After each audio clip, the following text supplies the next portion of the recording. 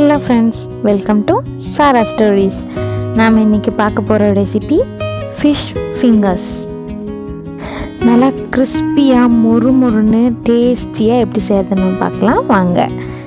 முதல்ல நாம் மீனை தேவையான சைஸில் கட் பண்ணி வச்சுக்கலாம். நான் எடுத்துருக்கிறது கிளி மீன். அதில் உள்ள சதையை மட்டும் முள் இல்லாமல் கட் பண்ணி எடுத்துக்கிட்டேன். நீங்கள் ஃப்ளஷ் உள்ள எந்த மீன் வேணாலும் எடுத்துக்கலாம். தேவையான சைஸில் ஃபிங்கர்ஸ் மாதிரி கட் பண்ணி எடுத்துகிட்டு சீசன் பண்ணிக்கலாம். சீசனிங்க்கு எலுமிச்சம்பழம் சாறு பிழிஞ்சு விட்டுட்டு எல்லா ஃபிஷ் கட்டிங் மேலேயுமே படுற மாதிரி பெப்பர் அண்ட் சால்ட் தூவி விட்டுக்கலாம். இதை நம்ம நல்லா ஒரு தடவை மிக்ஸ் பண்ணி கொடுத்துக்கலாம். இப்படி பண்ணும்போது நம்மளுக்கு சால்ட் பெப்பர் ஃபிஷ்ஷில் நல்லா பிடிச்சிக்கும். டேஸ்ட்டும் ரொம்ப சூப்பராக இருக்கும் இப்படி செய்யும்போது. அடுத்தது நம்ம இதை ஊற வச்சுட்டு க்ரஸ்ட்டுக்கு தேவையான கார்ன்ஃப்ளேக்ஸை அரைச்சி எடுத்துகிட்டு வந்துடலாம்.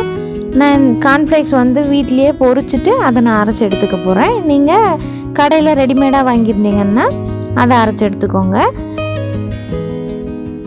கார்ன்ஃப்ளேக்ஸ் கூட காரத்துக்கு தகுந்த அளவு மிளகாய்த்தூள் அண்ட் உப்பு ஆட் பண்ணிக்கிறேன். இது வீட்லேயே பொரிச்ச கார்ன்ஃப்ளேக்ஸ்னால உப்பு இல்லை. நீங்கள் உப்பு இருக்கிற மாதிரி வாங்கியிருந்தீங்கன்னா பார்த்துட்டு ஆட் பண்ணிக்கோங்க.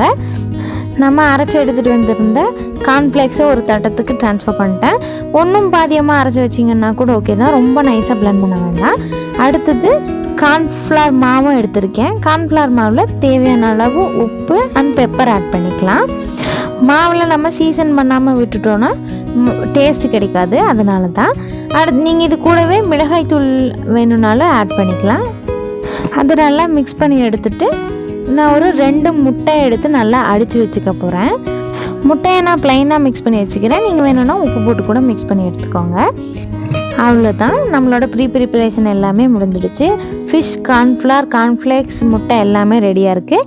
இனி நாம் இதை எப்படி ப்ரிப்பேர் பண்ணி பொரிக்க போகிறோங்கிறத பார்க்கலாம். சீசன் பண்ணி வச்சுருக்க ஃபிஷ்ஷை எடுத்து கார்ன்ஃப்ளவரில் ஒரு கோட்டிங் போட்டு எடுத்துக்கலாம். அடுத்தது அதை எக்கில் ஃபுல்லாக நனையிற மாதிரி டிப் பண்ணி எடுத்துகிட்டு நாம் ரெடி பண்ணி வச்சுருக்க கார்ன்ஃப்ளேக்ஸ் மிக்சரில் கோட் பண்ணி எடுத்துக்கலாம். நம்ம இந்த மாதிரி கார்ன்ஃப்ளேக்ஸில் மிக்ஸ் பண்ணி எடுக்கும்போது ஃபிஷ் நம்மளுக்கு நல்லா கிறிஸ்பியாக மொறுன்னு வரும். ஆனால் அதே மாதிரி கார்ன்ஃப்ளேக்ஸ் ஒன்றும் பாதியமாக அரைச்சிருக்கிறதுனால நம்மளுக்கு நல்லா கிறிஸ்பியாக கிடைக்கும்.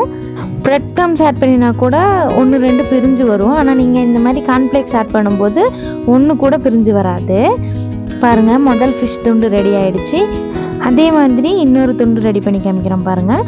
ஃபஸ்ட்டு கார்ன்ஃப்ளவரில் கோட் பண்ணி எடுத்துக்கலாம். அடுத்தது அதை எக்கில் டிப் பண்ணி எடுத்துகிட்டு கார்ன்ஃப்ளேக்ஸ் மிக்சரில் நம்ம டிப் பண்ணி எடுத்துக்கலாம். நீங்கள் பொரிக்காத கார்ன்ஃப்ளேக்ஸை கூட இதுக்கு பொதுவாக யூஸ் பண்ணிக்கலாம்.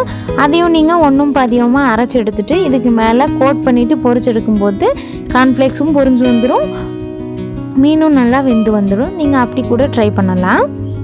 அவ்வளோதான். இதே மாதிரி நான் மீதமுள்ள எல்லா ஃபிஷ் துண்டுகளையுமே ரெடி பண்ணி எடுத்துக்க போகிறேன். பாருங்கள், ஃபிஷ் துண்டு எல்லாமே ரெடி ஆகிடுச்சு. இனி நம்ம எண்ணெயில் பொரிச்சு எடுத்துக்கலாம். ஆயில் நல்லா மீடியம் டு ஹை ஹீட்டில் வச்சுக்கோங்க. லோ வச்சுருந்தீங்கன்னா எண்ணெய் குடிக்கிறதுக்கு ஆரம்பிச்சிடும். அதனால ஆயில் நல்லா ஹீட் ஆனதுக்கப்புறம் ரெடி பண்ணி வச்சுருக்க ஃபிங்கர்ஸை நம்ம பொரிச்சு எடுத்துக்கலாம். ஒன்றா ஆயில் ஆட் பண்ணிக்கலாம். பாருங்கள், இப்போ நல்லா பபிள்ஸ் வருது. இந்த மாதிரி ஆயில் நல்லா ஹீட் ஆகிருக்கணும். நீங்கள் ஆட் பண்ணினோடனே பொரியறதுக்கு ஆரம்பிச்சிடும். ஒரு 2 மினிட்ஸ் கழித்து நீங்கள் அப்படியே திருப்பி விட்டுக்கலாம். எல்லா சைடுமே திருப்பி விட்டு பொரிச்சு எடுத்துக்கோங்க. ஃபிஷ்ஷோட 4 சைடுமே உங்களுக்கு பொரிஞ்சு வரணும். ஆயில் கொஞ்சம் ஃபுல்லாக மூழ்கிற அளவுக்கு ஆட் பண்ணிக்கோங்க, அப்போ தான் நல்லா பொரிஞ்சு வரும். பாருங்கள், கார்ன்ஃப்ளேக்ஸ் எதுவுமே பிரிஞ்சு வரலை, 1-2 மட்டும்தான் வெளியில் வந்திருக்கு. அது சரியாக ஒட்டாமல் இருந்திருக்கும். இதுவே நம்ம ப்ரெட் க்ரம்ஸ் யூஸ் பண்ணியிருந்தோன்னா நம்மளுக்கு எண்ணெயில் ஆட் பண்ணும்போது பாதி எண்ணெயிலேயே பிரிஞ்சு வந்திருக்கும். அவ்வளோதான். இப்போ நம்மளோட ஃபிஷ் ஃபிங்கர்ஸ் 4 சைடுமே நல்லா ஃப்ரை ஆகி கோல்டன் ப்ரௌன் கலரில் கிடச்சிருக்கு. இனி நாம் இதை வெளியில் எடுத்துடலாம். இந்த கலர் வரும்போது நம்மளுக்கு சரியாக இருக்கும். ஃபிஷ்ஷும் நல்லா வெந்து வந்திருக்கும். இதே மாதிரி நான் எல்லா ஃபிஷ் துண்டுகளையுமே பொரிச்சு எடுத்துக்க போகிறேன். நம்மளோட ஃபிஷ் ஃபிங்கர் சூப்பராக ரெடி ஆகிடுச்சு. நல்லா டேஸ்டியாக கிறிஸ்பியாக இருந்தது. கண்டிப்பாக நீங்களும் இதே மாதிரி ட்ரை பண்ணி பார்த்துட்டு எப்படி இருந்ததுன்னு கமெண்ட்டில் சொல்லுங்கள். வீடியோ பிடிச்சா லைக் பண்ணிக்கோங்க. தேங்க்ஸ் ஃபார் வாட்சிங்.